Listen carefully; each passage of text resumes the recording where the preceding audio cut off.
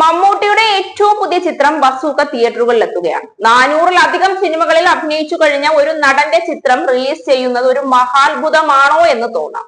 എന്നാൽ തന്റെ ഓരോ സിനിമയും ആദ്യ സിനിമ പോലെ കാണുന്ന നടനാണ് മമ്മൂട്ടി.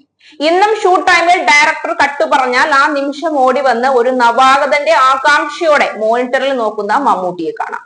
അത്രയ്ക്ക് പാഷനാണ് മമ്മൂട്ടിക്ക് സിനിമയോട്.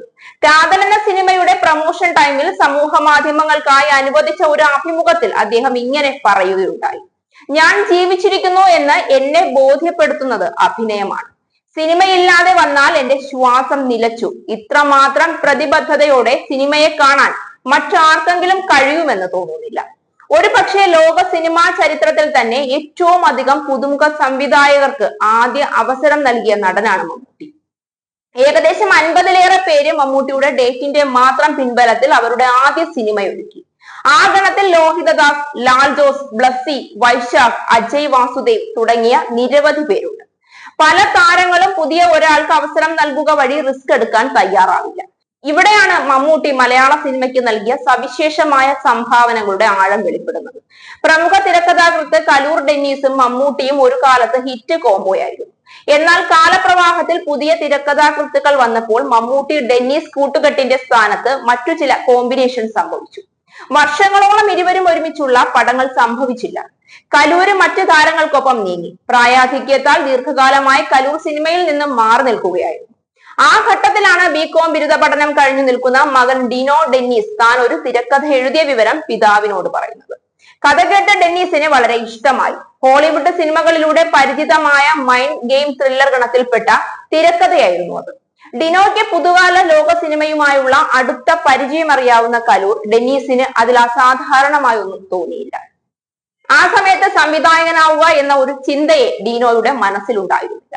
തിരക്കഥാകൃത്താവുക എന്നതായിരുന്നു ലക്ഷ്യം. ലബ്ധപ്രതിഷ്ഠരായ ഏതെങ്കിലും സംവിധായകരെ കൊണ്ട് അത് ചെയ്യിക്കുക എന്ന് മാത്രം ഉദ്ദേശിച്ചിരുന്ന ഡിനോയോട് കലൂർ ഡെന്നീസ് ജോഷിയെ പോയി കാണാൻ ആവശ്യപ്പെട്ടു.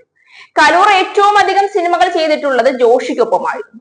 തിരക്കഥ വായിച്ചു കേട്ട ജോഷിക്ക് സംഗതി ഇഷ്ടപ്പെട്ടെങ്കിലും ഇത് ഡിനോ തന്നെ ചെയ്യുന്നതായിരിക്കും നല്ലതെന്ന് അദ്ദേഹം അഭിപ്രായപ്പെട്ടതോടെ ഇനി സംവിധായകരെ കാണുന്നതിന് പകരം നായക നടനോട് കഥ പറയാമെന്ന് തീരുമാനിച്ചു.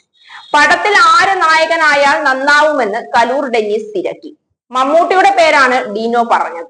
എന്നാൽ മമ്മൂട്ടിയെ പോലെ വലിയ തിരക്കുള്ള ഒരു താരം മുൻപരിചയമില്ലാത്ത ഒരാളെ മുഖവിലക്കെടുക്കുമോ എന്ന് ഡെന്നീസിന് സംശയം തോന്നി. എന്തായാലും ഡെന്നീസ് മമ്മൂട്ടിയോട് കഥ പറയാൻ ആവശ്യപ്പെട്ടു. ഡിനോ അതിനായി പലകുറി ശ്രമിച്ചപ്പോഴൊക്കെ താൻ നിരുത്സാഹപ്പെടുത്തിയ വിവരം മമ്മൂട്ടി തന്നെ പല സന്ദർഭങ്ങളിലും പിന്നീട് തുറന്നു പറഞ്ഞിട്ടുണ്ട്. ഒടുവിൽ കഥ കേട്ട് ഇഷ്ടമായ മമ്മൂട്ടി സിനിമ ചെയ്യാൻ തീരുമാനിക്കുകയായിരുന്നു. ഇനി സംവിധായകൻ എന്ന കടമ്പയുണ്ട് എന്ന് മനസ്സിലാക്കിയ മമ്മൂട്ടി തന്നെയാണ് കഥ എഴുതിയ ഡിനോയോട് തന്നെ സംവിധാനം ചെയ്യാൻ ആവശ്യപ്പെട്ടത്. പക്ഷേ പിന്നീടും നീണ്ട വർഷങ്ങളുടെ കാത്തിരിപ്പ് വേണ്ടി വന്നു ഒരു പ്രൊഡ്യൂസറെ കിട്ടാൻ. പുതുമുഖ സംവിധായകനോട് പലർക്കും വിശ്വാസ്യത വന്നില്ല. ഒടുവിൽ പ്രൊഡക്ഷൻ കൺട്രോളർ സഞ്ജു വൈക്കം വഴി നിർമ്മാതാക്കളായ ജിനു എബ്രഹാമും ഡോൾവിൻ കുര്യാക്കോസും വന്നു. അവർക്ക് പ്രോജക്ട് ഇഷ്ടമായി. അടുത്ത പ്രശ്നം ഒരേ തരംഗ ദൈർഘ്യമുള്ള പ്രതിഭാധനനായ, അതേസമയം ഈഗോ ഇല്ലാതെ വർക്ക് ചെയ്യാൻ കഴിയുന്ന, ഏറെക്കുറെ സമപ്രായക്കാരനായ ഒരു ക്യാമറാമാന് വേണ്ടിയുള്ള തിരച്ചിലായിരുന്നു. അത് നിമിഷ് രവിയിൽ ചെന്ന് നിന്നു. അതോടെ അതിനും ഉത്തരമായി. പിന്നെ നടന്ന കാര്യങ്ങൾ മമ്മൂട്ടി തന്നെ അടുത്തിടെ ഒരു അഭിമുഖത്തിൽ വിശദീകരിക്കുകയുണ്ടായി. പുറമേ സിനിമയിൽ വലിയ വിശ്വാസം പ്രകടിപ്പിച്ച എനിക്ക് പോലും ഈ പയ്യൻ എങ്ങനെ പടമെടുക്കുമെന്ന കാര്യത്തിൽ ആശങ്കയുണ്ടായിരുന്നു. പക്ഷേ ലൊക്കേഷനിലെത്തിയ ഞാൻ അന്തം വിട്ടുപോയി. പരിചയസമ്പന്നരായ സംവിധായകരെ പോലെ പട്ടപടാൻ ഷോട്ടുകൾ എടുക്കുകയാണ് പുള്ളി. അത്രത്തോളം ഹോംവർക്കുകൾ ചെയ്തിരിക്കുന്നു എന്ന് എനിക്ക് മനസ്സിലായി.